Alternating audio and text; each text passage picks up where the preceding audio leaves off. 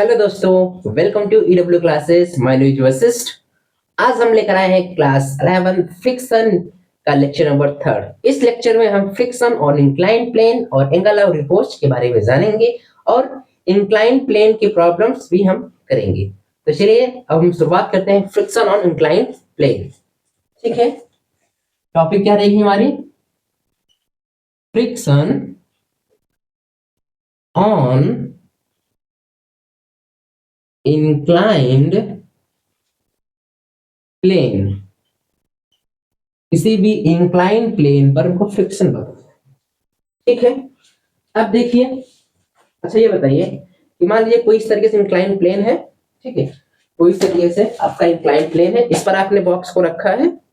ये बॉक्स देखिए, अभी ये प्लेन कैसा इंक्लाइन है। ठीक है, ये बॉक्स अभी रेस्ट पर है, मूव नहीं कर रहा है। लेकिन अगर धीरे धीरे धीरे धीरे बॉक्स को उठाऊं, धीरे धीरे बॉक्स में उठाओ, अब देखिए बॉक्स ये मूव करना चालू किया है। देखिए ये मूव करना चालू किया ना, समझ रहे हैं? इसी बारे में हमको एनालिसिस करना है। ठीक है, आखिर हम जब ऐसे बॉक्स को, ये अभी इंक्लाइन प्लेन ही है, स्लोप में होता है, उसी इंक्लाइन प्लेन बोलते हैं। देखिए स्लोप में है। ठीक है, अब भी स्लोप में है, लेकिन बॉक्स अभी कैसा है? रेस्ट में। आप जब और एंगल, जब ये इंक्लाइन प्लेन को उठा रहे हो, ऐसे एंगल बढ़ा रहे हो, तो क्यों बॉक्स नीचे गिर रहा है? बॉक्स नीचे ही क्यों गिर रहा है, ऊपर क्यों नहीं जा रहा है? इसके बारे में हम जानेंगे कि आखिर बॉक्स हमारा, जब हम इंक्लाइन प्लेन कैसे उठाते हैं, क्यों हमारा बॉक्स नीचे जा रहा है, इसके बारे में भी जानेंगे।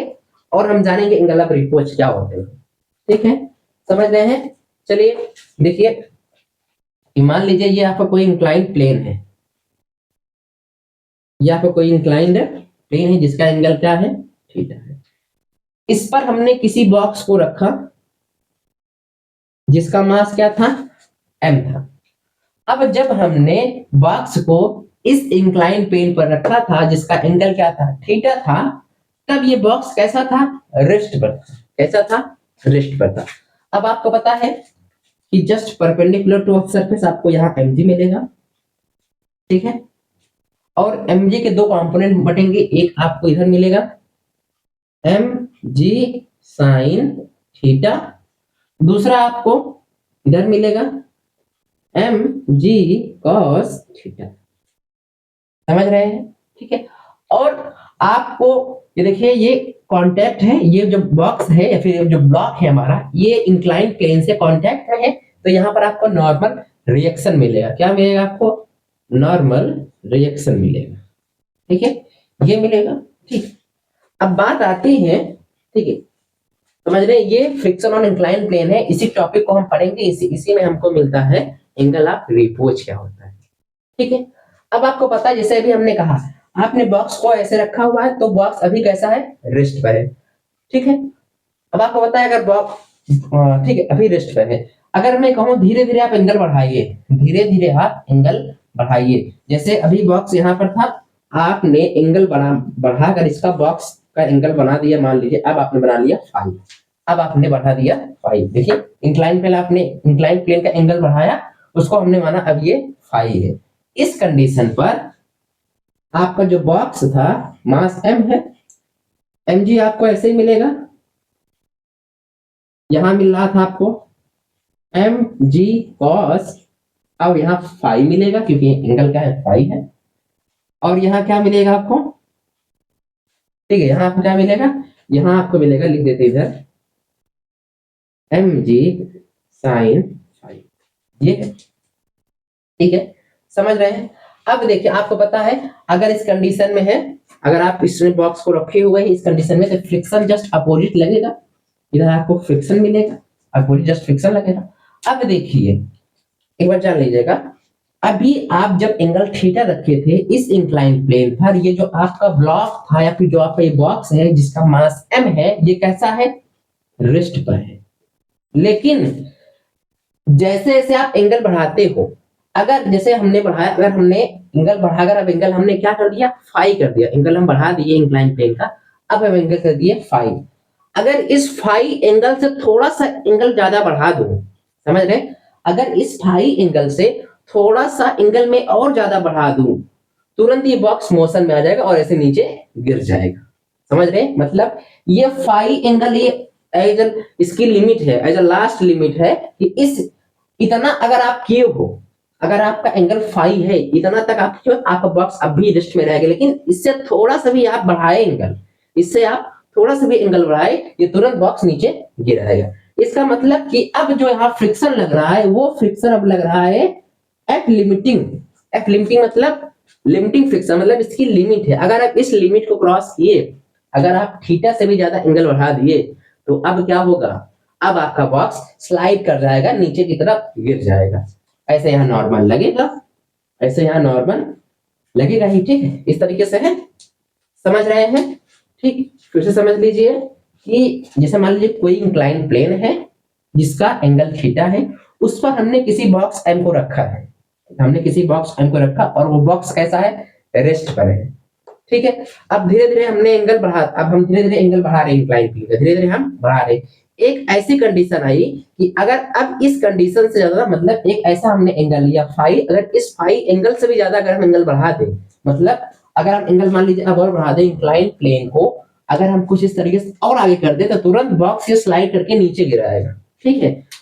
अब ये कंडीशन क्या है, इस कंडीशन में अगर आप जानोगे कि जो हमारा फ्रिक्शन है, इस साइड जो हमारा फ्रिक्शन लग रहा है, और ये जो हमारा mg sin फाई है, ये जो फोर्स है हमारी mg sin फाई है, ये दोनों इस कंडीशन में क्या है, बराबर है। ये दोनों इस कंडीशन पे क्या है, बराबर है। मतलब जब हमारा लिमिटिंग फ्रिक्शन और ये mg sin फाई ये दोनों बराबर है, तो उस कंडीशन पर जो एंगल फॉर्म हो रहा है, ये जो एंगल क्या फॉर्म हो रहा है, फाई, ये जो एंगल फॉर्म हो रहा है फाई, इसी को बोलते हैं एंगल ऑफ रिपोज। इसी को क्या बोलते हैं, एंगल ऑफ रिपोज। समझ रहे हैं? ये फाई हमारा क्या है, ये फाई हमारा क्या है, ये फाई हमारा है एंगल ऑफ रिपोज, और ये थीटा हमारा क्या है, ये थीटा हमारा है एंगल ऑफ इंक्लाइंड प्लेन। ये इंक्लाइंड प्लेन का एंगल है, समझ रहे हैं? ठीक है, ये है आपका फ्रिक्शन ऑन इंक्लाइंड प्लेन, ठीक है, ओके। अब आप देखोगे इस पर हमको एंगल ऑफ रिपोज का फॉर्मूला निकालना है। एंगल ऑफ रिपोज क्या होगा, तो आप इसको नोट कर लीजिए, ठीक है। फिर हम इसे ही इरेज करके, इसका यूज नहीं, क्योंकि अब हमको यूज इसका ही है, ठीक है। इसका यूज करके हम निकालेंगे एंगल ऑफ रिपोज का फॉर्मूला, ओके। स्क्रीनशॉट ले लीजिए इसका, ठीक है।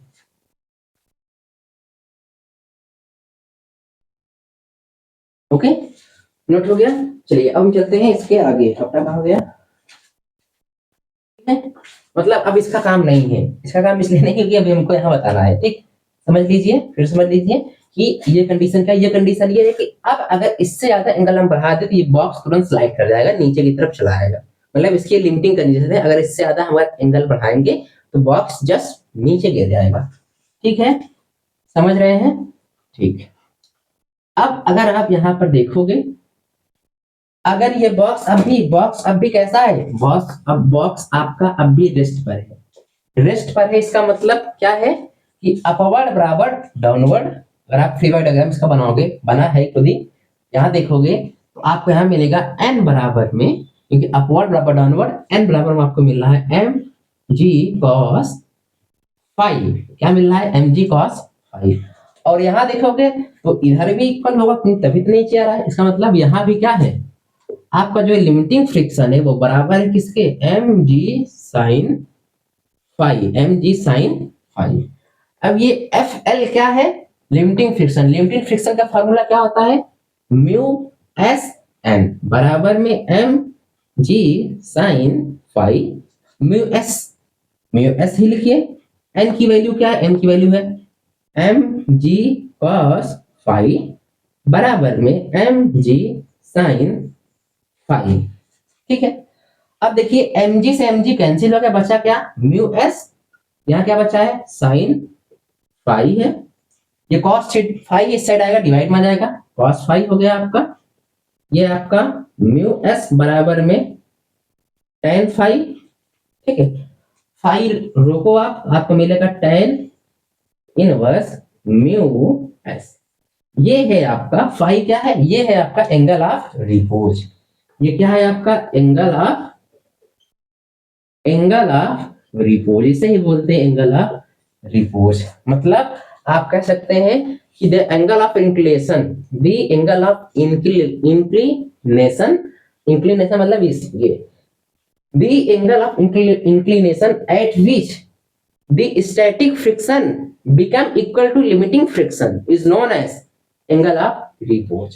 समझ रहे हैं? मतलब इंक्लिनेशन का वो एंगल, मतलब इस इंक्लाइन प्लेन का वो एंगल जिस पर आपका जो स्टैटिक फ्रिक्शन होता है, अगर आप यहां देखोगे जो आपका एफ एल, इसका मतलब होता है कि आपका जो स्टैटिक फ्रिक्शन है मैक्सिमम, स्टैटिक फ्रिक्शन की जो मैक्सिमम वैल्यू होती है वही होती है लिमिटिंग फ्रिक्शन। समझ रहे हैं? मतलब इंक्लाइन प्लेन का वो एंगल जब आपका स्टैटिक फ्रिक्शन वो बराबर हो जाए लिमिटिंग फ्रिक्शन के, उसी एंगल को बोलते हैं एंगल ऑफ रिपोज। समझ रहे हैं? ये है आपका एंगल ऑफ रिपोज। ओके, समझ रहे? अब जैसे अभी मैंने शुरू में बताया था आपको, देखिए फोर्थ फ्रिक्शन और इंक्लाइन प्लेन आपने जान लिया, एंगल ऑफ रिपोज भी आप जान लिए क्या होता है। डेफिनेशन मैं भी लिखवा देता हूँ इसकी, एंगल ऑफ रिपोज की। ठीक है, बाकी मैं आपको वो लॉजिक चला बताने कि जब अभी तक बॉक्स जब यहाँ रखा नहीं गिर रहा है, जब हम इसको ऐसे बढ़ा दिए तो बॉक्स क्यों नीचे गिर रहा है, आखिर क्या ऐसा था कि बॉक्स अब नीचे गिर गया आपका। ठीक है, तो वही रीजन अब हम चल रहे जानने। ठीक है, अगर आप यहाँ देखोगे, ठीक है, ओके, इसको आप स्क्रीनशॉट ले लीजिएगा, ले लिए? ठीक है, अगर आप देखोगे तो आपको यहाँ से एफ एल की वैल्यू मिली है, क्या मिली है देखोगे तो आपको एफ एल मतलब ये वैल्यू है एफ एल की, तो आपको एफ एल मिला है, क्या मिला है म्यू एस, निकाल लेंगे ना। ठीक है, अगर आप यहाँ देखोगे एफ एल का फार्मूला क्या होता है, म्यू एस एन होता है। म्यू एस लिखिए, एन की वैल्यू क्या है ये एम जी कॉस फाइव, ये क्या है आपका एफ एल मतलब लिमिटिंग फ्रिक्शन, लिमिटिंग फ्रिक्शन की आपकी वैल्यू ये। ठीक है, अब मैं आपको रीजन चल रहा हूं बताने कि क्यों बॉक्स नीचे गिर रहा है ऊपर क्यों नहीं गिर रहा है, एंगल को बढ़ाने पर, इस इंक्लाइन प्लेन का एंगल बढ़ाने पर क्यों बॉक्स नीचे गिर रहा है ऊपर क्यों नहीं जा रहा है। ठीक है, चलिए देखते हैं। आपको यहां से क्या मिला, इस एफ एल की जगह पर आप ये लिख सकते हो ना, क्योंकि एफ एल बराबर वही है, आपको यहां से मिल रहा है mu S M G cos five, M G cos five. अब आपको पता है कि जब एंगल छोटा रखते हो आप, मान लीजिए जब आप एंगल छोटा रखे थे इस तरीके से, ठीक है, तो बॉक्स नहीं गिरा, आपने एंगल बढ़ाया तो बॉक्स गिरा। अब वो क्यों गिरा वो भी जान लीजिए। अब आपको पता है कि शुरू में एंगल 0 डिग्री, फिर ऐसे एंगल बढ़ता है 0, 30, 60, 90, 120, 150, 180, ऐसे एंगल बढ़ता है। तो देखिए यहां पर है, इस साइड आपको मिला है नीचे तरफ डाउनवर्ड जो आपको मिला है क्या है M G sine five, upward क्या है आपका mu S M G cos five. ठीक है, अगर हम इस इंक्लाइन प्लेन का एंगल बढ़ाते हैं, अगर इस इंक्लाइन प्लेन का एंगल हम बढ़ाते हैं तो बॉक्स क्यों नीचे गिर रहा है वही जानने चल रहे हैं। ठीक है, आपको पता है कि अगर हम एंगल बढ़ाते हैं, अगर हम एंगल बढ़ाएं तो अगर हम थीटा को इंक्रीज करें, थीटा मतलब एंगल, तो थीटा क्या है angle of inclination, angle of incline plane, इस इंक्लाइन प्लेन का एंगल। अगर आप थीटा को बढ़ाते हो, अगर थीटा बढ़ाओगे तो साइन थीटा भी बढ़ता है। थीटा बढ़ाता मतलब आपको पता है कि साइन 0 की वैल्यू 0 होती है, साइन 30 की वैल्यू कुछ होती है। ठीक है सर, जैसे साइन, चलिए देखते हैं, साइन 0 की वैल्यू क्या होती है 0, इधर लिखते हैं। ठीक, साइन 0 की वैल्यू क्या होती है 0, साइन 30 की वैल्यू क्या होती है 1/2, साइन 1/2 सही होता है ना। ठीक है, साइन 60 की वैल्यू क्या आती है √3/2, साइन 90 की वैल्यू क्या होती है 1। धीरे धीरे एंगल बढ़ रहा है। ठीक है, अब यहां देखिए cos 0 की वैल्यू क्या होती है 1, cos 30 की वैल्यू क्या होती है √3/2, cos 60 की वैल्यू क्या होती है 1/2, cos 90 की वैल्यू क्या होती है 0। आप देखो अगर आप थीटा बढ़ाते हो, अगर आप थीटा की वैल्यू बढ़ा रहे हो, 0 था तो 0 था, 30 किया तो 1/2 मतलब 0.5 हुआ, 60 किया तो √3/2, 90 किया तो 1, मतलब अगर आप थीटा बढ़ा रहे हो तो साइन थीटा भी बढ़ रहा है। लेकिन अगर आप थीटा बढ़ा रहे तो कॉस थीटा घट रहा है, पहले कॉस 0 था 1, जीरो से जब आपने 30 किया √3/2 हुआ, 60 किया 1/2, 90 किया 0 हो गया। मतलब कि जैसे जैसे आप थीटा बढ़ा रहे हो वैसे वैसे साइन थीटा तो बढ़ रहा है, लेकिन कॉस थीटा क्या हो रहा है, घट रहा है। इसीलिए जब आप इसको इंक्लाइंड प्लेन को बढ़ा रहे हो तो ये वैल्यू तो बढ़ जा रही है, लेकिन ये वैल्यू क्या हो जा रही है, ये घट जा रही है। तो जब ये वैल्यू घट जाती है तभी ये बॉक्स नीचे गिरता है।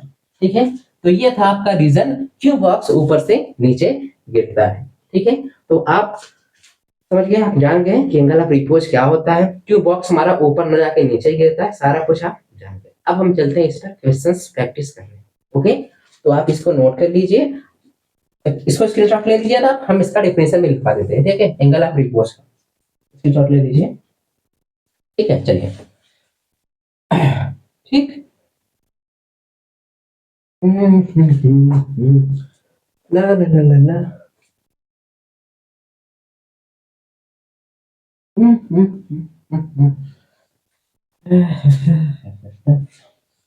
चलिए, टॉपिक क्या है हमारी, एंगल ऑफ रिपोज, जो हमने जान लिया। एंगल ऑफ रिपोज जिसको हम फाई से डिनोट कर रहे हैं, डिफरेंशियल लिखिए,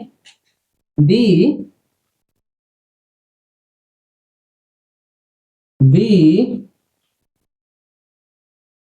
angle of inclination at which statics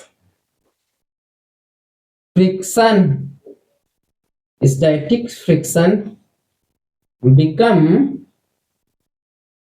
equal to limiting friction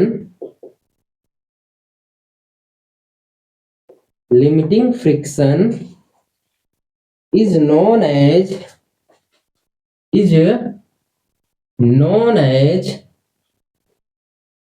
angle of repose. मतलब इंक्लिनेशन का वो एंगल जिस पर आपका स्टैटिक फ्रिक्शन जो होता है वो लिमिटिंग फ्रिक्शन के बराबर हो जाए, वही होता है आपका एंगल ऑफ रिपोज। जैसे हमने बताया था भी, ये आपका इंक्लाइन प्लेन है, जब आपने एंगल फाई कर दिया तो जो आपका ये बॉक्स था जिसका मास m था, इस कंडीशन पे यहाँ आपको क्या मिल रहा था, mg sin फाई, ये मिल रहा था। यहाँ आपको मिल रहा था mg cos फाई, और यहाँ आपको मिल रहा था mg। इस कंडीशन पे जो आपका f लिमिटिंग का मतलब होता है स्टैटिक फ्रिक्शन की मैक्सिमम वैल्यू, स्टैटिक फ्रिक्शन की वैल्यू बराबर हो जा रही है लिमिटिंग फ्रिक्शन के। तो इस कंडीशन में जो एंगल फॉर्म होता है, ये जो एंगल फॉर्म हो रहा है वही होता है एंगल ऑफ रिपोज। ठीक है, समझ में आ गया। ओके, नोट कर लीजिए इसको। ठीक, नोट कर लीजिए इसको।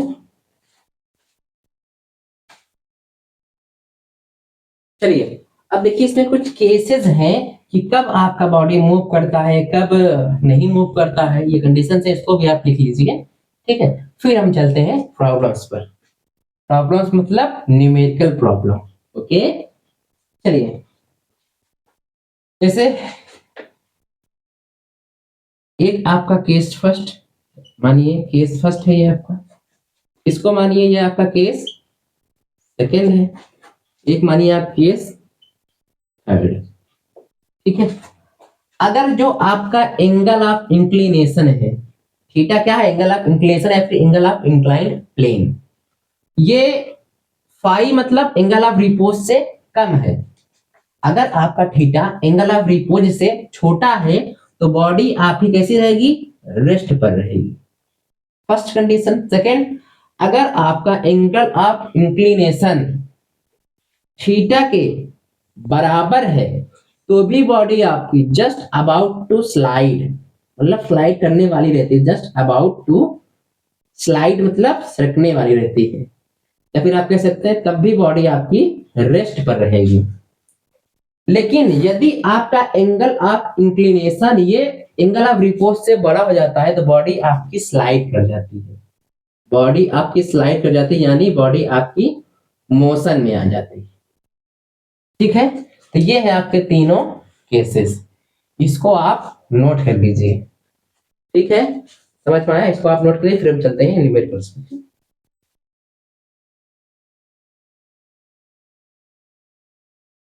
चलिए अब चलते हैं न्यूमेरिकल्स प्रॉब्लम में, ठीक है? समझ रहे हैं? ठीक, फर्स्ट क्वेश्चन हम देखते हैं इंक्लाइन प्लेन जो भी है, एंगल ऑफ रिवर्स वगैरह पर, ठीक है? पहला क्वेश्चन देखिए क्या है आपका, वेट करिए थोड़े minute.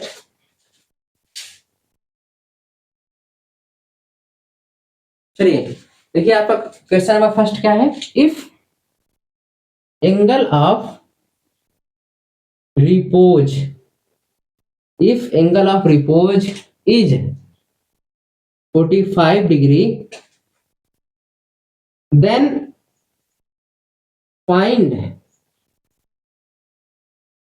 the body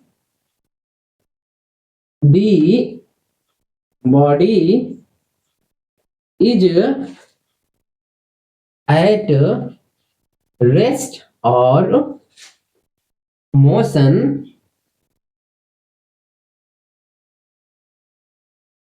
and find friction and acceleration। समझ रहे हैं? यदि आपको एंगल ऑफ रिपोज 45 डिग्री दिया गया हो, ठीक है, बना देते हैं। ठीक, ये आपका इंक्लाइंड प्लेन है, ये आपका इंक्लाइंड प्लेन है, मान लीजिए इसका एंगल दिया है आपको 30 डिग्री। क्वेश्चन है ये बना रहेगा इतना, ये भी ऐड रहेगा क्वेश्चंस में।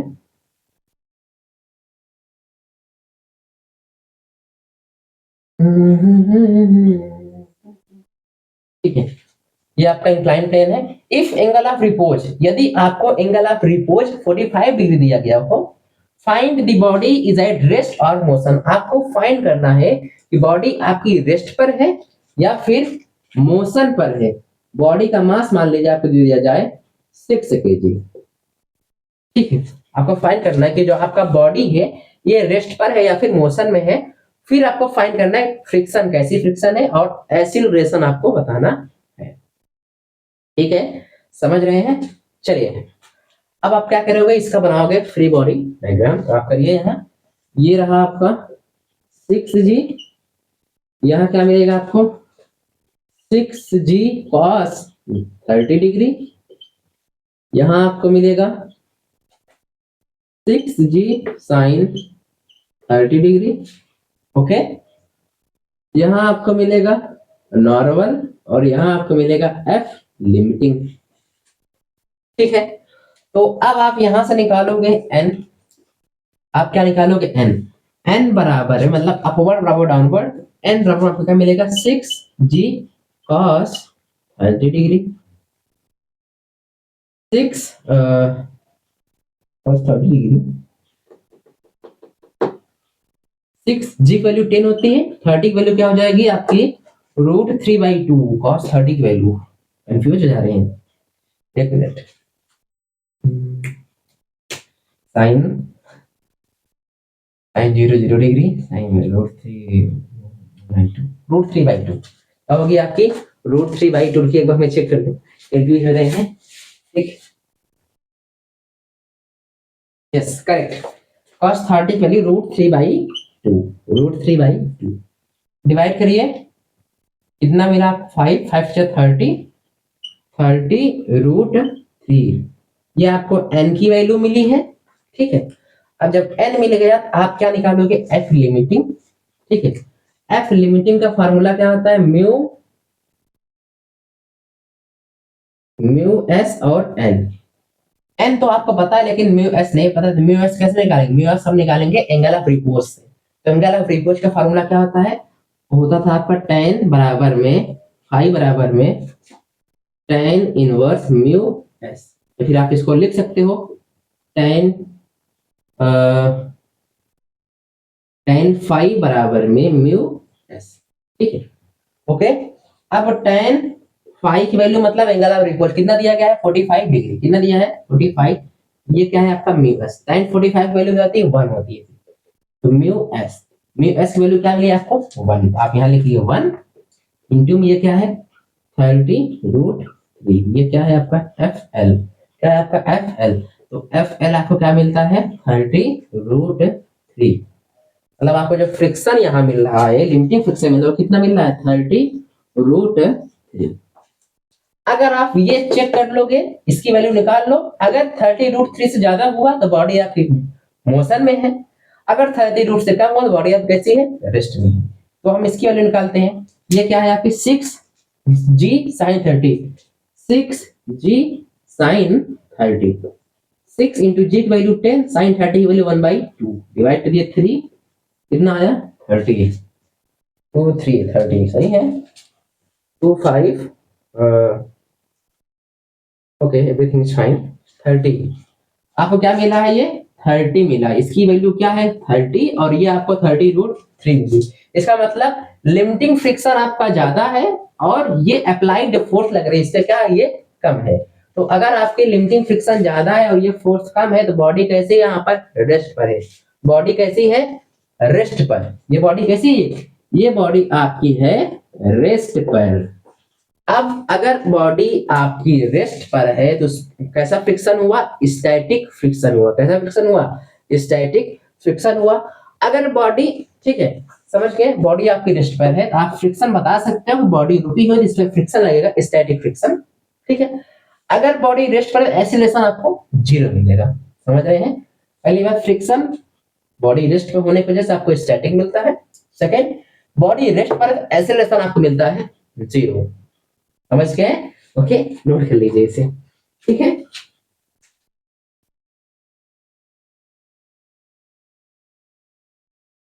चलिए अब हम चलते हैं नेक्स्ट क्वेश्चन पर, मान लीजिए अब आपको दे दें, ठीक है नेक्स्ट क्वेश्चन चलते हैं, ठीक।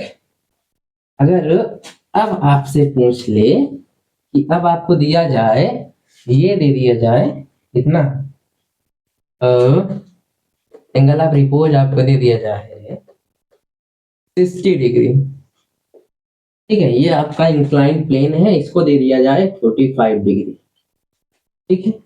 इस पर बॉक्स रखा गया है 5 kg का, ठीक, बॉक्स रखा है 45 kg का और 5 kg का, एंगल ऑफ इंक्लिनेशन आपको मिला 45 डिग्री और एंगल ऑफ रिपोज आपको मिला है 60 डिग्री, कितना मिला है 60 डिग्री।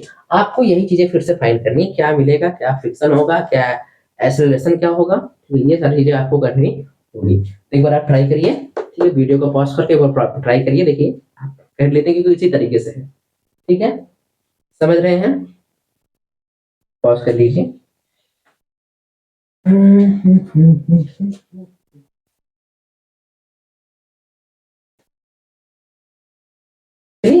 करते हैं, ठीक।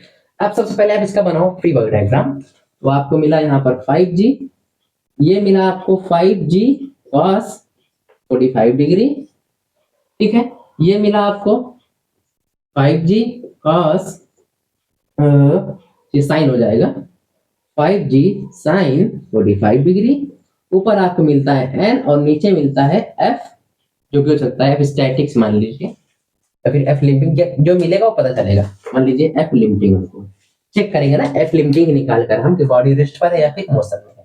बॉडी को पता करने के लिए बॉडी रेस्ट पर है या फिर मोशन में है आपको f लिमिटिंग निकालना पड़ेगा, ठीक है। चलिए यहां से आपको n बराबर मिलेगा, क्या मिलेगा 5g cos 45 डिग्री, तो 5 इंटू 10 इंटू 1/√2 cos 45 फिर 1/√2, तो आपको यहाँ से n मिलेगा 50/√2, ये मिला।